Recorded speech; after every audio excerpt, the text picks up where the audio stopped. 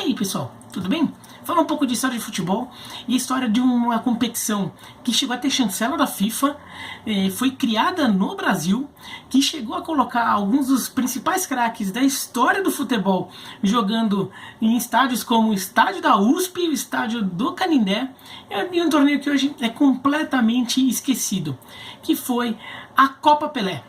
A Copa do Mundo de Masters, um torneio que foi criado, que surgiu no final dos anos 80, durou até metade dos anos 90, inclusive a última edição faz 25 anos neste mês de junho agora de 2020, e que hoje é muito pouco lembrada.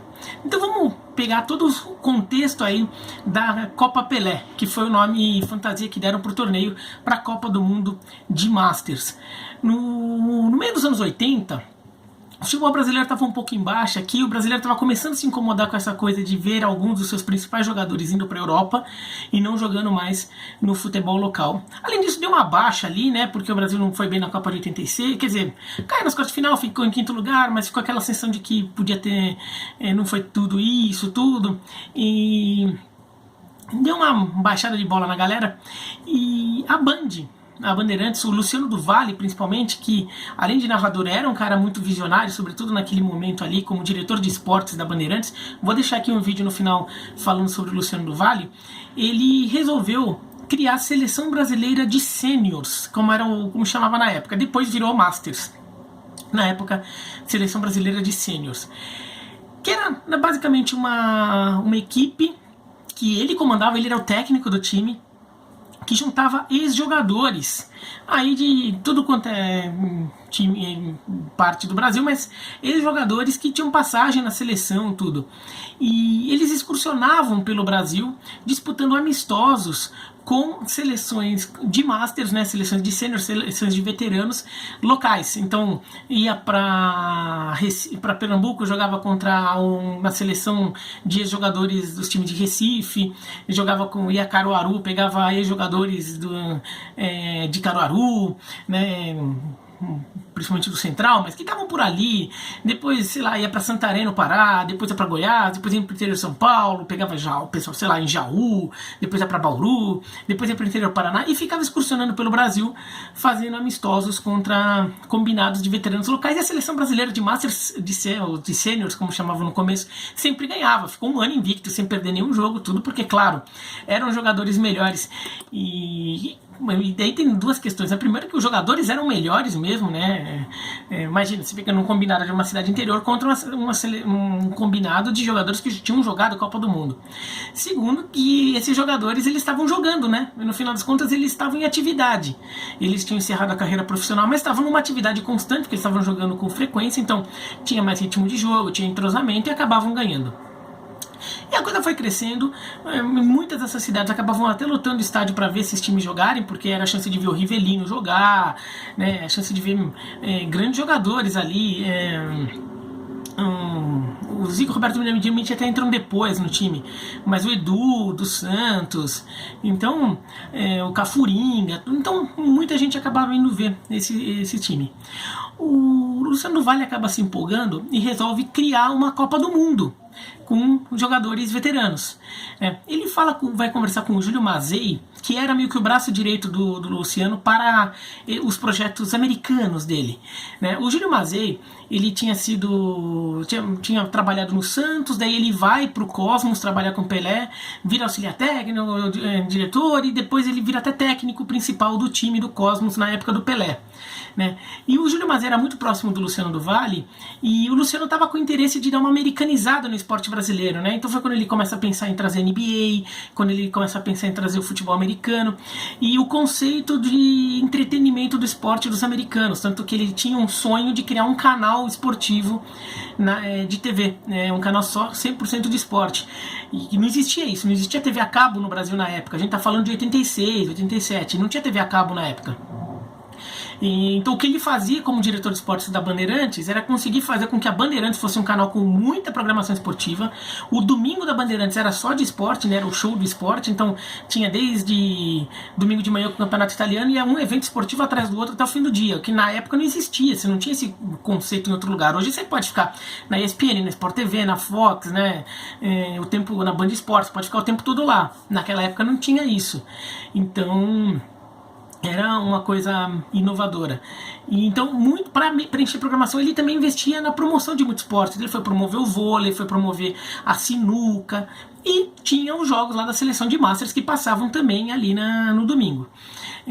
Normalmente passava em compacto e em VT, não era o jogo ao vivo. Mas então ele quis organizar o campeonato e foi falar com o Júlio Mazei. E o Júlio Mazei, ele tinha muitos contatos, porque ele tinha sido técnico do Cosmos, ele tinha sido técnico do Cosmos com Pelé, com Beckenbauer, com Carlos Alberto. Então ele foi ajudando e daí foi naquela coisa, né? Não tinha grupo de WhatsApp, mas foi conversando com a galera, um chamou o outro, tudo, e foi armando o negócio. E daí, em janeiro de 87, eles criam a primeira Copa Pelé, né? Que foi organizada pela Bandeirantes. O Luciano do Vale foi o técnico da seleção brasileira, então ele não narrava os jogos, né? E trouxeram as seleções campeãs que eram campeãs do mundo. A Inglaterra não topou vir, mas não conseguiram montar o time, mas veio com Itália, a Alemanha Ocidental, Argentina e Uruguai para jogar com o Brasil.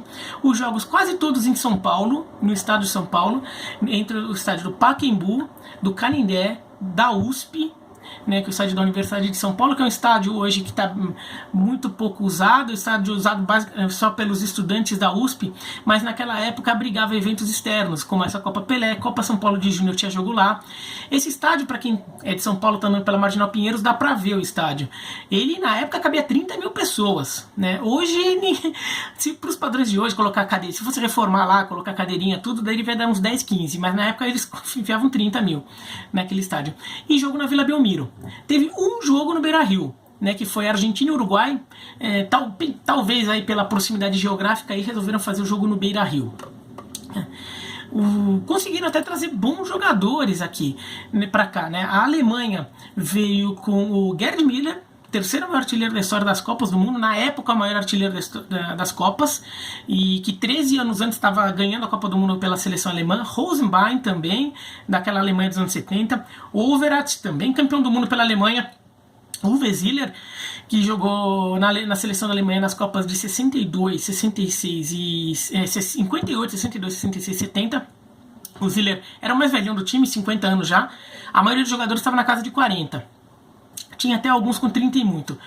O Fischer e o Paul Breitner, que em 82, 5 anos antes, estava fazendo gol na final da Copa do Mundo contra a Itália.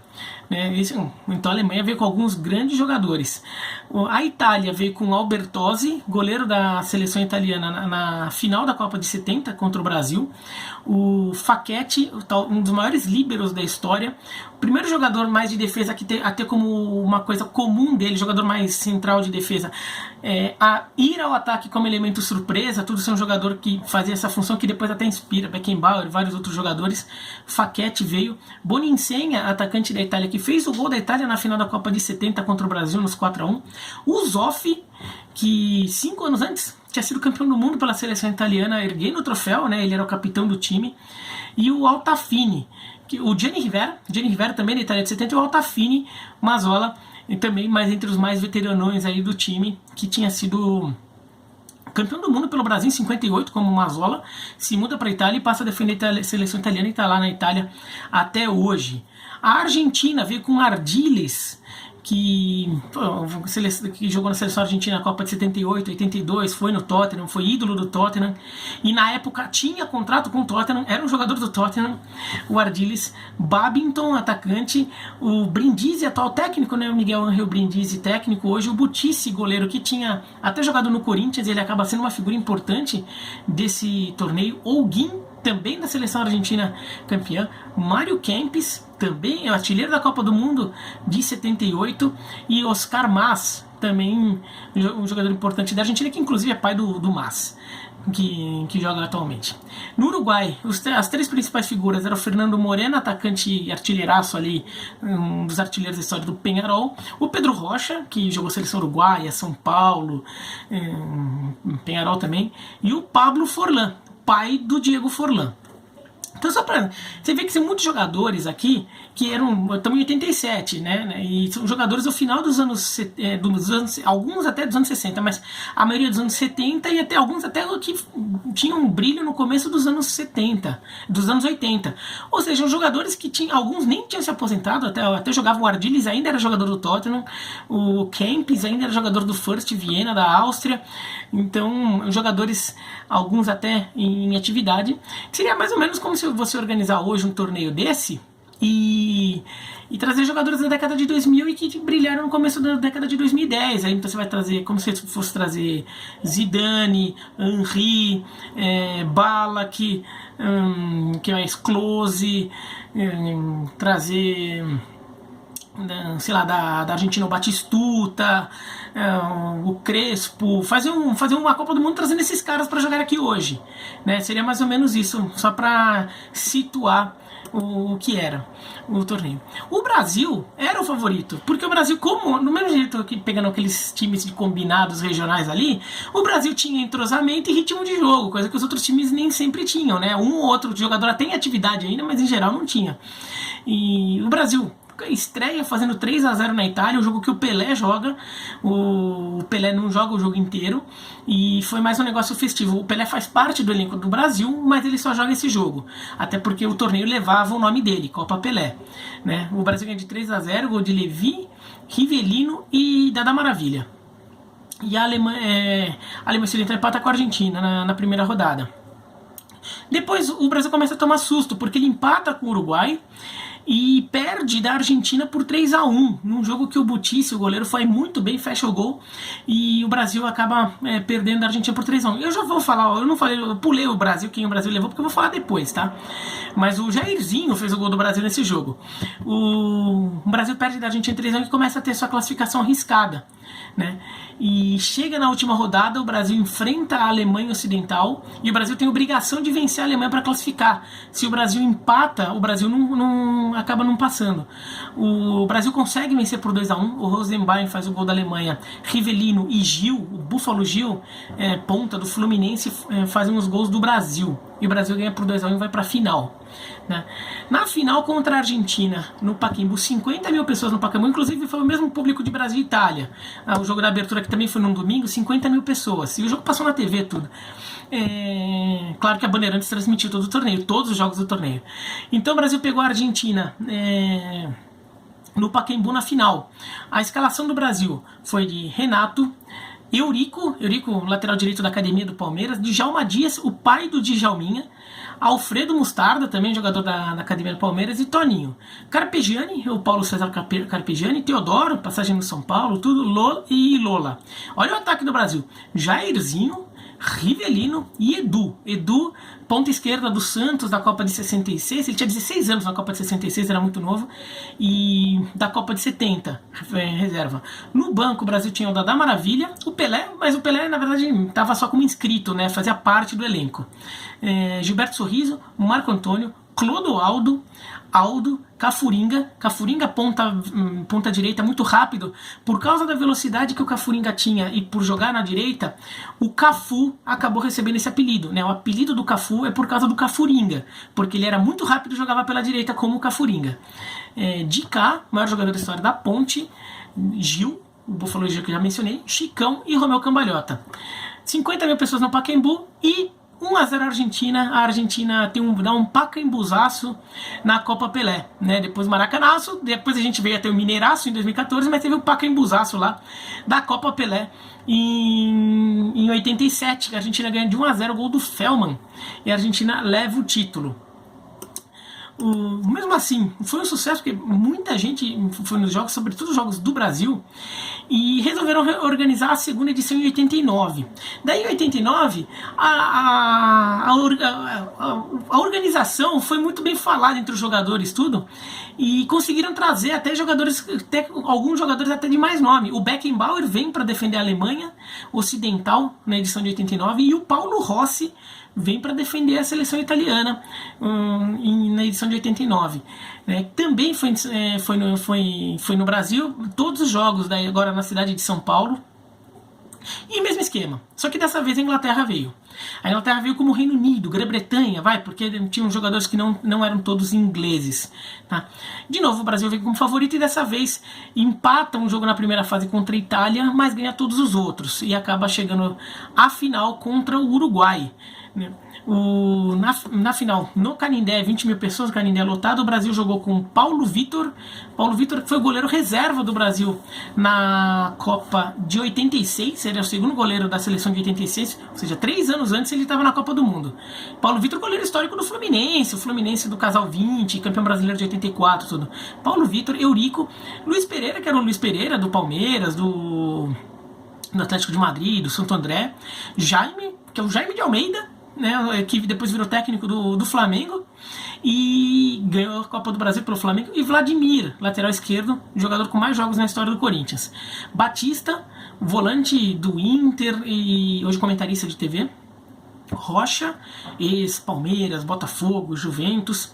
Zenon e Mário Sérgio. Zenon, do Guarani, Corinthians, Guarani campeão brasileiro de 78, Corinthians da Democracia, começou no Havaí, e Mário Sérgio campeão do mundo pelo Grêmio em 83, tudo, depois virou comentarista e infelizmente faleceu no acidente da Chapecoense. No ataque, Cafuringa e Cláudio Adão, que ainda estava em atividade, tanto é que em 86, começo de 89, em 89 ele joga o Campeonato Brasileiro pelo Corinthians.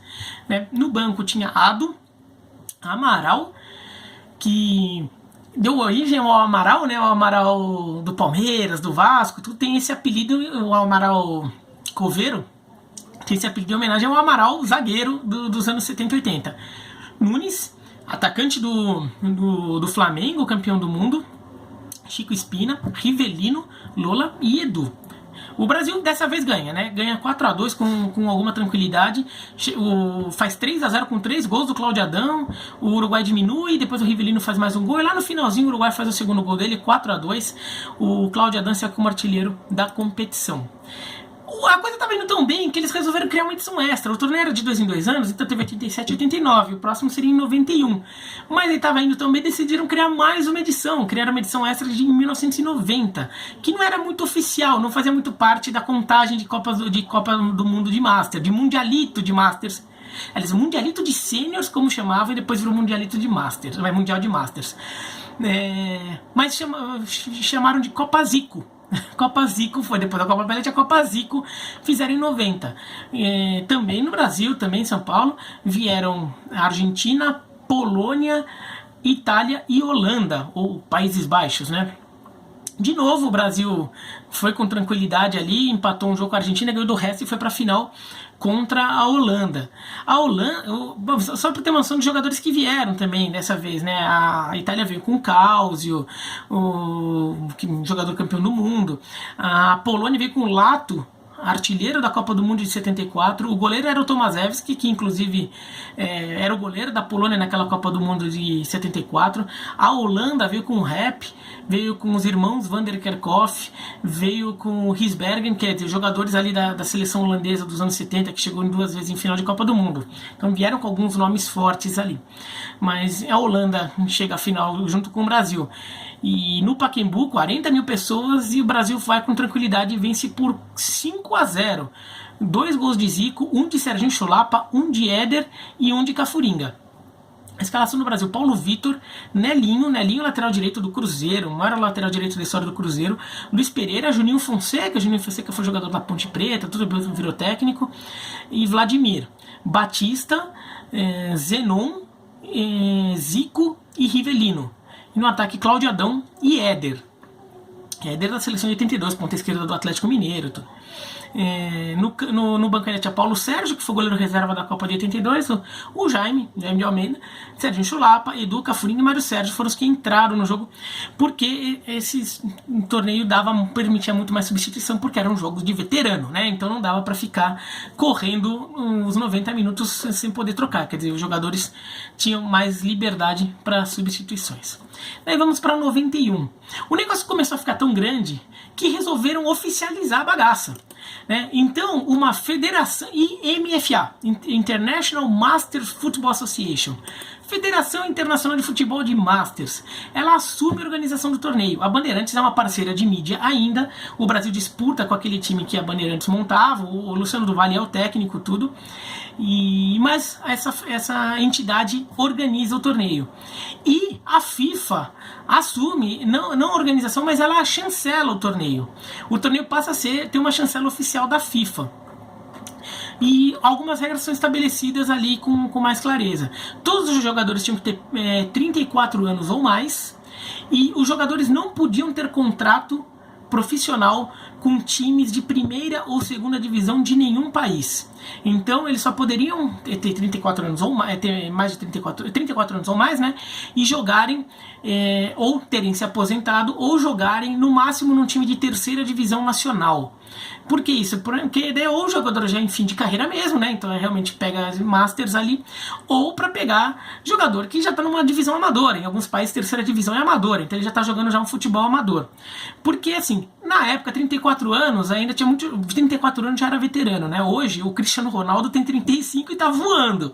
Mais 34 anos na época era uma idade que o jogador já estava começando a chegar no seu limite, já estava no limite, muitos já se aposentavam por ali mesmo, né? Não é que nem hoje, Zé Roberto jogando sei lá até que anos, tudo.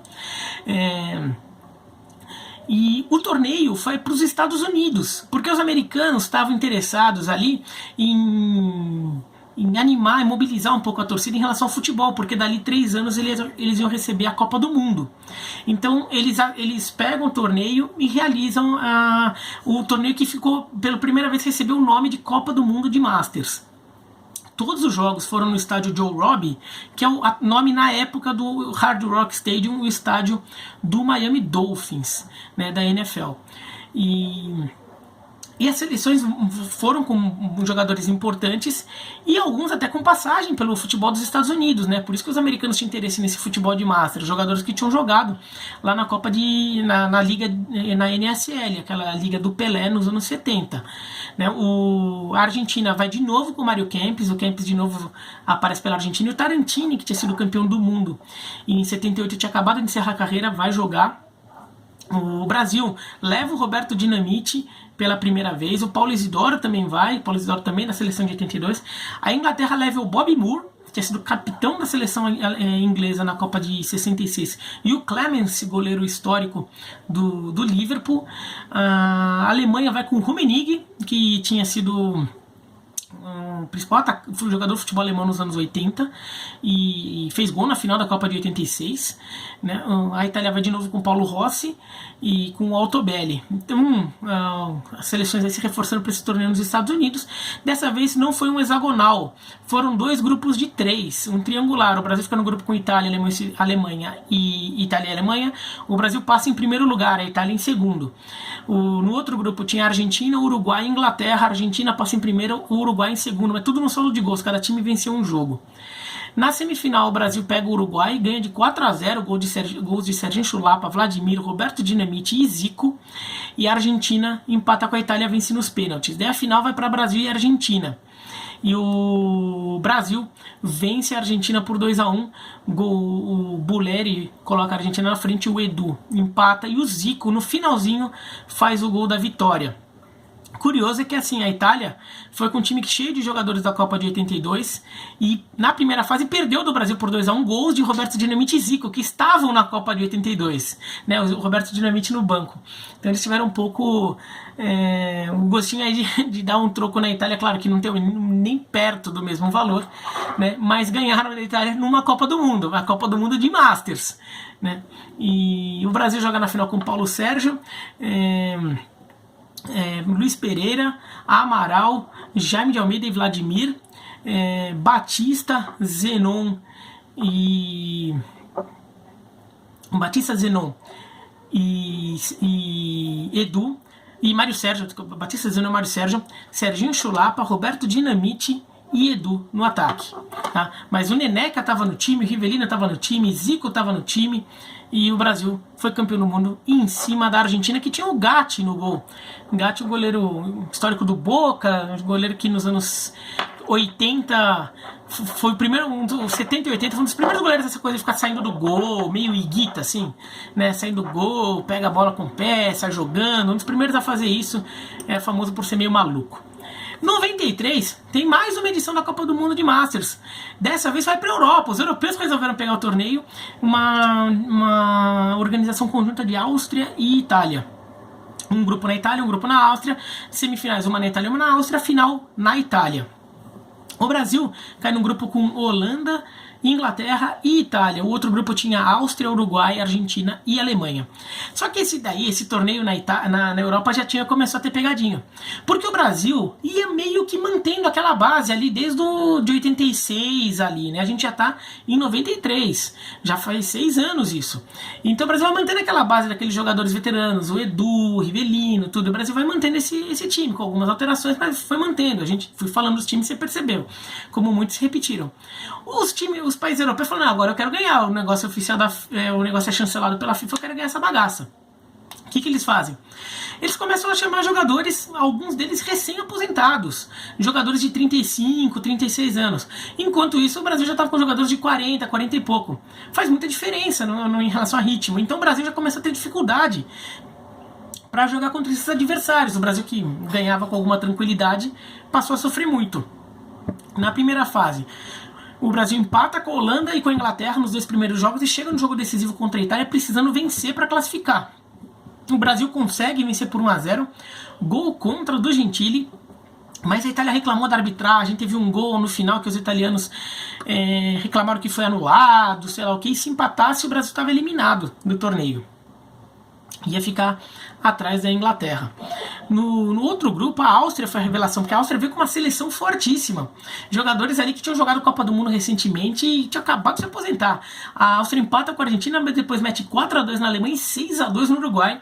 E vai para a semifinal junto com a Alemanha, que também mete 5-2 na Argentina, que ficou como lanterninha ali do campeonato. Na semifinal, o Brasil vai pegar a Áustria. E daí não deu. Né? Não deu para o Brasil, a Áustria com um time muito mais jovem e com ótimos jogadores, Krenkel, Bruno Pezzey, o Schachner, o Lindenberger no gol. O Lindenberger, ele tinha sido goleiro titular da Áustria na Copa de 90, 3 anos antes.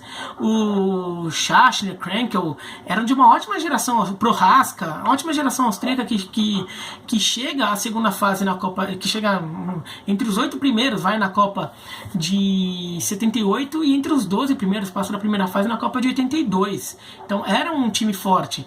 E o Brasil perde por 3-1. Né? 3 gols do Schachner para a Áustria e 1 gol do Serginho Chulapa para o Brasil. E a Itália vence a Alemanha, 1 de Paulo Rossi, 1 de Docena para a Itália, 1 gol do Rummenigge para a Alemanha. Como sempre, a Itália ganha da Alemanha em mata-mata, né? Mesmo no Masters, a Itália sempre ganha da Alemanha. Na final, até uma surpresa, a Itália vence a Áustria e é campeã, 2-0. A Itália jogou com o Bordon, que era um goleiro reserva mais da seleção italiana nos anos 80, Gentili, Cabrini e Beruato. Marini, Bruno Conti, Docena e Causi. E o ataque, Graziani, Rossi e Altobelli. Baita ataque do futebol italiano ali, né? Paulo Rossi, artilheiro da Copa de 82, Altobelli, que era reserva na Copa de 82, faz gol na final contra a Alemanha Ocidental, mas jogou titular na Copa de 86, e o Graziani é um dos maiores artilheiros da Itália daquela época.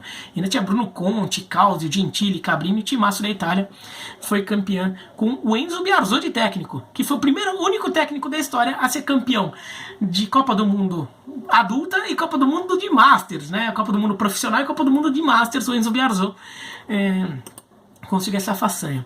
Em 95 tem mais uma última edição da Copa Pelé, da Copa do Mundo de Masters, na Áustria só dessa vez. O Brasil não tem transmissão, por exemplo, a Bandeirantes não apoia essa seleção brasileira, então é a seleção que se monta mais em cima da hora. E o Brasil até na primeira fase tem dificuldade contra a Áustria, Itália e Holanda. O Brasil empata com a Áustria, perde da Itália, mas ganha da Holanda e se classifica em segundo lugar no grupo. No outro grupo, vinha a Alemanha, Argentina, França e Portugal que estreavam. Mas França e Portugal estrearam, mas não foram tão bem assim, né? Portugal empata com a Argentina, toma 4-1 da França e 1-0 da Alemanha e fica em último. A França ainda ganhou esse jogo de Portugal, mas passaram a Alemanha e a Argentina. Na semifinal, o Brasil mete 3-0 na Alemanha e vai para a final, enquanto a Argentina e a Itália ficam no 1-1 e a Argentina passa nos pênaltis. E na final, o Brasil ganha da Argentina nos pênaltis por 3-2 depois de empate em 1-1, gol de Paulo Isidoro pro Brasil. Eu nunca consegui achar a escalação do Brasil para esse jogo. Essa Copa do Mundo de Masters de 95 foi muito mais apagada. Eu só achei uma lista de jogadores que faziam parte do elenco: Casagrande, Vladimir, Pires, Gilmar, Neneca, Rosemiro, Zenon, Paulo Isidoro, Piazza, Marco Antônio, Amaral, Romeu, Edu, Ayrton, Reinaldo e Luiz Pereira, os jogadores que fizeram parte daquela seleção. Não é uma escalação também, que tá fora de ordem aqui, tá? Mas é isso, depois o torneio acabou perdendo interesse, não teve mais apoio, patrocínio, era uma competição que dependia de algum promotor, de organizador de eventos aí. A FIFA só dava chancela, o torneio acabou extinto e ficou esquecido. Hoje ninguém mais fala dele, mas foi um torneio muito legal enquanto ele existiu. E talvez até fosse legal se ele voltasse a existir, mas seria muito caro hoje convencer Zidane a voltar a jogar, Cantona a voltar a jogar. Aí seria muito complicado, naquela época era mais fácil. Até para botar o Beckenbauer para jogar no estádio da USP. Mas é isso, então se gostou do vídeo, dá joinha, se não gostou não, se inscreve no canal, clica no sininho para receber a notificação. E escreve aqui embaixo quem você gostaria que viesse para um torneio de Masters, quem você iria ver no estádio se fosse um torneio desse no Brasil. Tchau, tchau.